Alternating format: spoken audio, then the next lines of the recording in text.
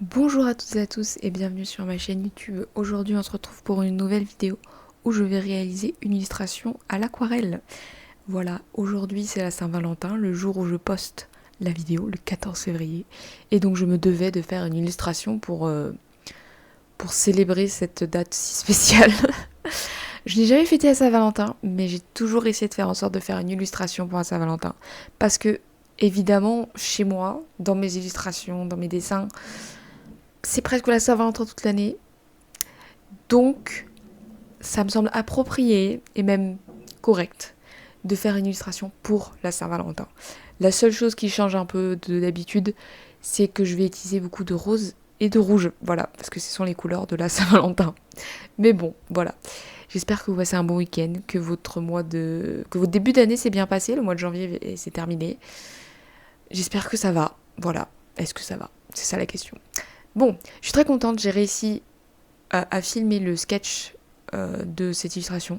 J'avoue que filmer le sketch, c'est pas ce que je préfère faire parce que des fois je peux changer d'avis, je peux recommencer depuis le début, je peux... Alors c'est ma partie préférée, mais c'est aussi du coup la partie où j'aime le plus me concentrer, etc. Et j'avoue que quand on filme, on n'est pas aussi concentré qu'on voudrait.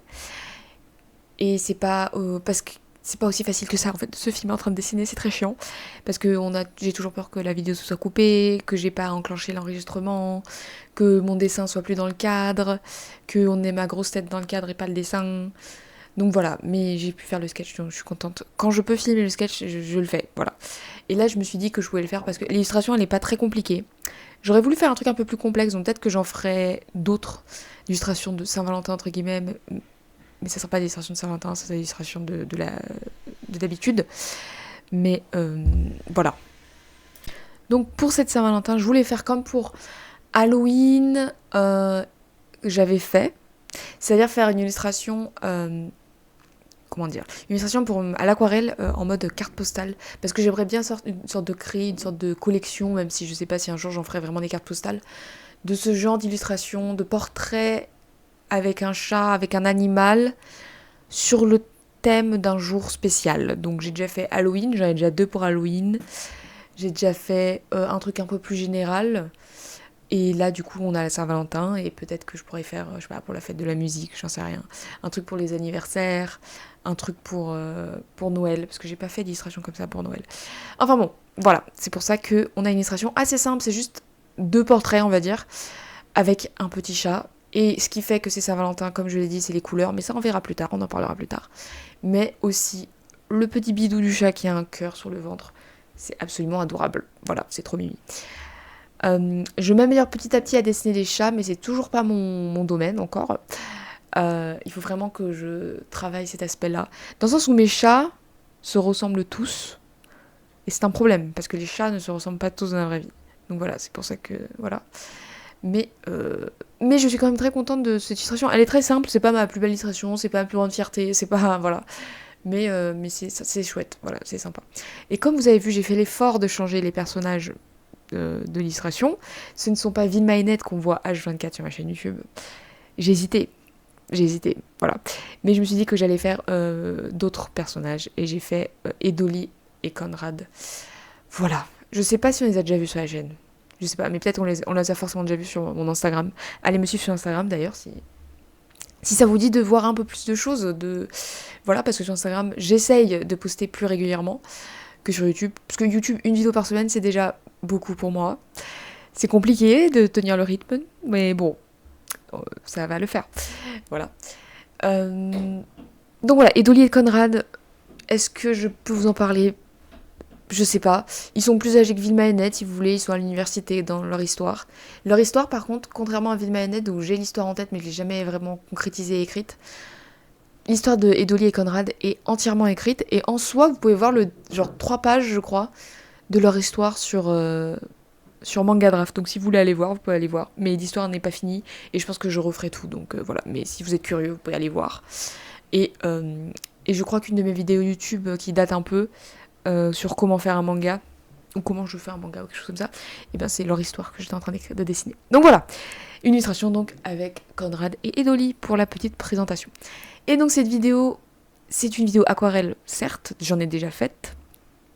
Mais c'est une vidéo aquarelle où je teste mes nouvelles palettes aquarelles que j'avais reçues pour Noël et que je vous avais montré dans mon haul de anniversaire Noël, mais que j'avais pas encore pris le temps d'essayer. J'ai pris super longtemps pour les essayer. Et donc voilà, c'est mes Gansai Tambi, dont je connaissais déjà la marque, je connais déjà la qualité, enfin on va en parler. Mais voilà, j'étais très excitée à l'idée de tester ces nouvelles couleurs qui sont tout simplement sublimes. Voilà, vous pouvez aller voir le petit déballage un peu ASMR sur Instagram. J'insiste un peu trop sur Instagram peut-être. Mais écoutez, j'essaie de développer ce réseau aussi et c'est compliqué. Pour moi, je galère. Je préfère faire des vidéos longues sur YouTube, ça me prend beaucoup moins la tête, c'est beaucoup plus facile que sur Instagram, les posts, les stories, les reels. C'est dur, hein, c'est compliqué. On pourra en parler dans une vidéo, mais voilà. Mais oui, j'ai pris hyper longtemps à tester ces aquarelles. Alors que j'avais trop hâte de les tester, mais en fait, quand on grandit, j'ai pas envie de dire vieillir parce que je suis pas vieille, voilà. Mais quand on grandit, mais grandir, ça fait vraiment enfant. Mais vous voyez, quand on devient de plus en plus adulte, la vie passe vite, mais vraiment, enfin un mois pour moi maintenant c'est pas grand chose. Alors que j'ai des souvenirs de moi au primaire, collège, même encore lycée, où un mois, enfin lycée ça commençait, voilà. Un mois c'était genre une vie entière. Vous voyez, le mois de janvier c'est long, 31 jours. Oui, 31 jours le mois de janvier. C'est long, et là, non en fait. Là on est déjà le 14 février, donc je me suis fait manger par la vie. Voilà, alors que je n'ai pas fait grand chose, je n'étais pas... Enfin, j'étais un peu occupée quand même au début du mois de janvier, j'avais des essais à rendre, etc. Un peu des examens. Et puis il fallait que je commence à me concentrer sur mon mémoire. Et j'ai même pas tant avancé que ça sur mon mémoire. J'ai pas fait grand chose. Mais le temps est... Enfin, mais bref, beaucoup de temps est passé entre temps. Donc tout ça pour dire que pour expliquer pourquoi j'ai mis autant de temps à faire cette vidéo où je teste mes Gansai Tambi, c'est parce que je me fais manger par la vie, je sais pas pourquoi. Je veux reprendre la vie en main. Voilà. Mais le printemps arrive il arrive, on est en février, calme-toi, mais si on est en février, c'est que les mois d'hiver commencent à être derrière nous, et je suis très contente, vraiment j'ai très hâte, j'adore le printemps, j'ai tellement hâte de pouvoir aller dehors sans manteau, ne pas avoir froid, aller dans des parcs, pouvoir prendre des trucs à emporter, juste manger dans un parc, faire des pique-niques, bref, voilà. Mais bon, revenons sur le sujet de l'aquarelle. Donc j'ai les deux palettes. Donc j'ai la palette, je crois que ça s'appelle couleur japonaise. Et l'autre c'est couleur art déco. Donc voilà. La couleur japonaise c'est celle qui a le plus de couleurs, je dirais, qui m'intéresse, on va dire. Enfin, je veux dire, il y a deux couleurs de beige, ce qui est vraiment hyper pratique. Il y a un rose clair et un violet pastel incroyable.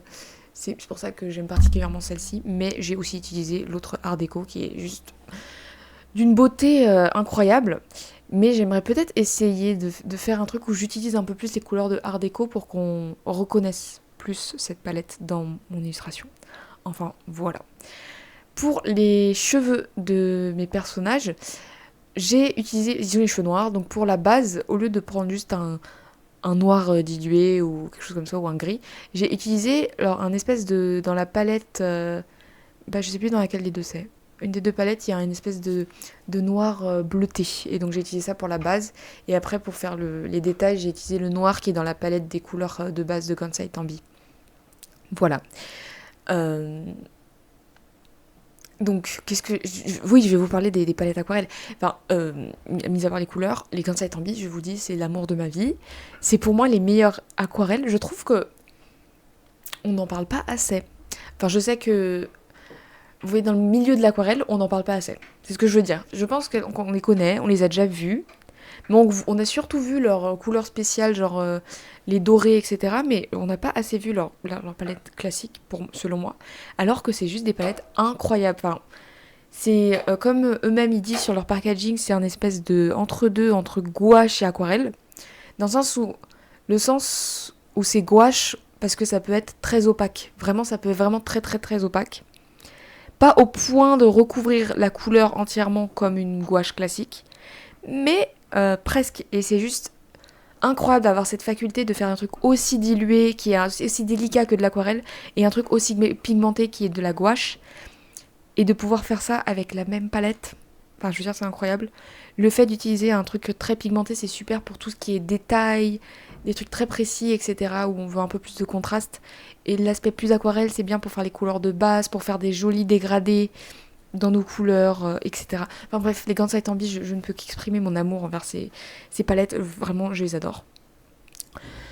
Si vous avez peut-être vu mes anciennes vidéos aquarelles ou si vous avez vu quand je présentais mon matériel aquarelle en shorts sur YouTube, je montrais 3 pinceaux. Il faut savoir que avec la carte cadeau que j'ai reçue aussi pour mon anniversaire Noël, je suis allée acheter une nouvelle taille de pinceau aquarelle que j'utilise, qui est en entre-deux entre mon 14 et mon 2.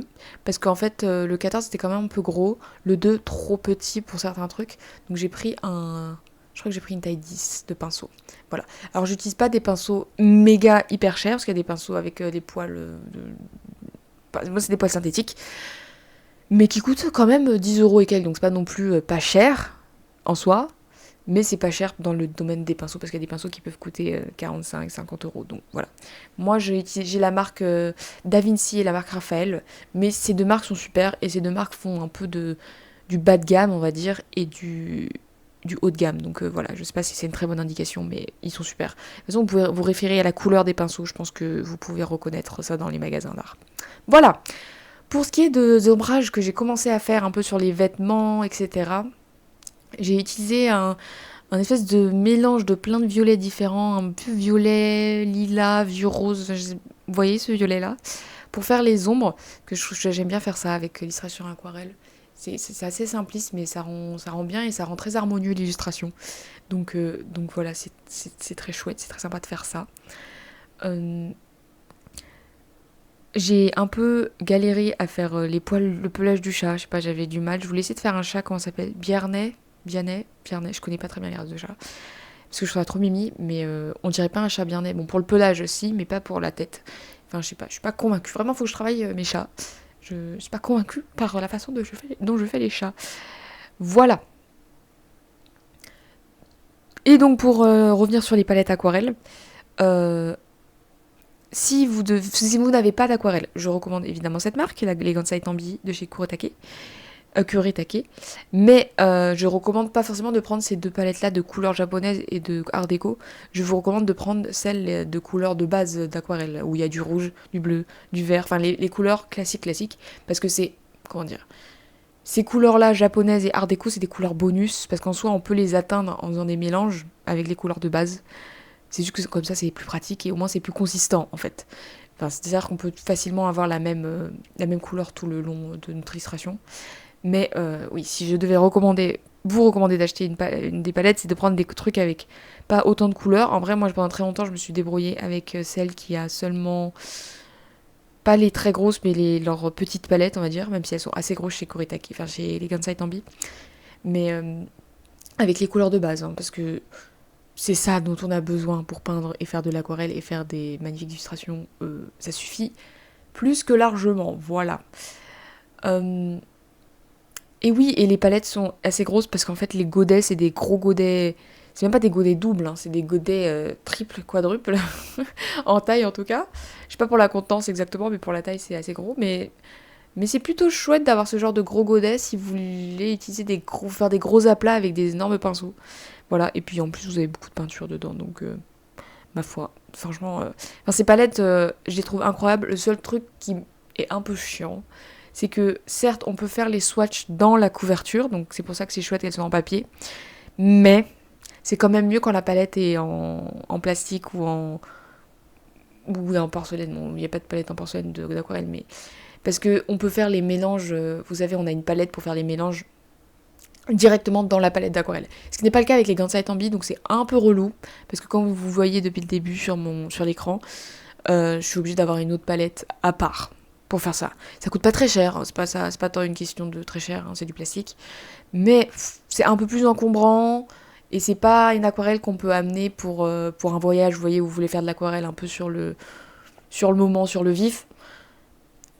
Malheureusement, c'est pas le genre d'aquarelle que je recommanderais pour ça. Pour ce coup-là, je prendrais plutôt les petites palettes un peu classiques, genre de chez Winsor & Newton ou Van Gogh ou d'autres marques. Parce que c'est pas pratique, en fait. Le format n'est pas pratique. Mais j'aime tellement la qualité de la peinture que je m'en fiche, en fait. Allez, voilà. Je m'en fiche totalement. Voilà.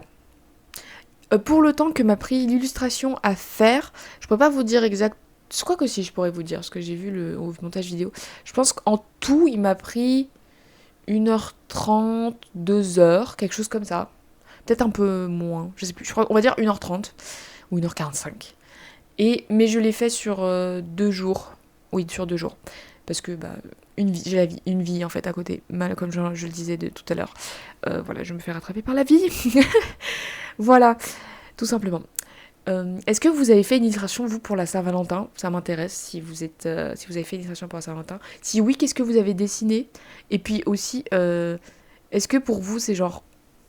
Si vous faites une illustration de la Saint-Valentin, c'est un truc qui sort de votre zone de confort, ou du moins du genre de choses que vous dessinez, ou si c'est un truc que...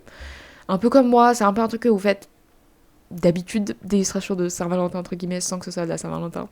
Voilà, ça m'intéresse, j'aime trop cette fête.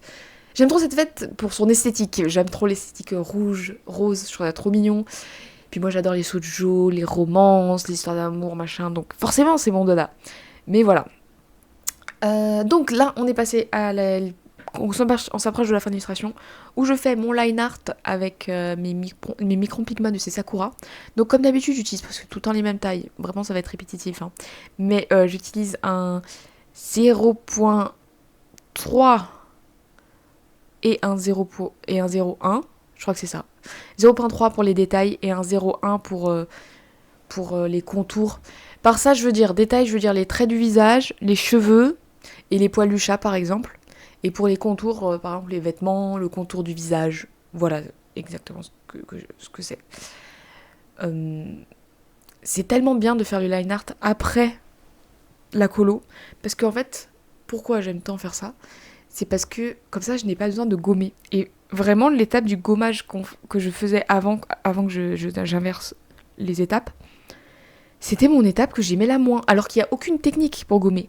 Mais je détestais faire ça parce que je trouve que c'est pas agréable. Je trouve que il y a tellement, ça m'est déjà arrivé tellement souvent de froisser la feuille. Des fois t'as des résidus, t'as oublié, tu te rends compte après que t'as pas gommé. C'est pour ça que c'est tellement mieux de faire la colo avant de faire le line art. Enfin, moi, je vous recommande en tout cas. Vraiment, c'est ma reco. Et donc, ensuite, on passe à la dernière étape, on va dire, avec les crayons couleur, où je rajoute des petites mèches sauvages sur les cheveux pour les rendre un peu plus dynamiques. Je renforce un peu le rose sur les joues et sur les lèvres, et même sur les mains, les oreilles, etc. Et j'utilise un espèce de violet foncé pour un peu renforcer certaines ombres, parce qu'elles n'étaient pas assez contrastées à mon goût. Voilà. Voilà en gros ce que je fais avec les crayons couleur, hein, pas rien de fou. Et ensuite je passe avec mon Posca blanc pour ajouter les touches finales cette fois-ci, en faisant des mèches et des reflets. Voilà. J'espère que le dessin vous a plu, la vidéo également. On se retrouve bientôt dans une prochaine vidéo. Bye bye.